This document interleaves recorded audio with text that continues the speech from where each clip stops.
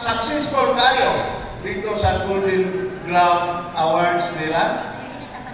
Ingon nga zero ang Ginoo. Pero siya na itabo, suno. Dito sa Paris, sa Olympic, ilang ibinuangan ng atong misa, ibinuangan nila si Kristo, binuangan nila Ginoo. Siya na itabo, blackout sa tibok Paris, baha sa tibok Paris.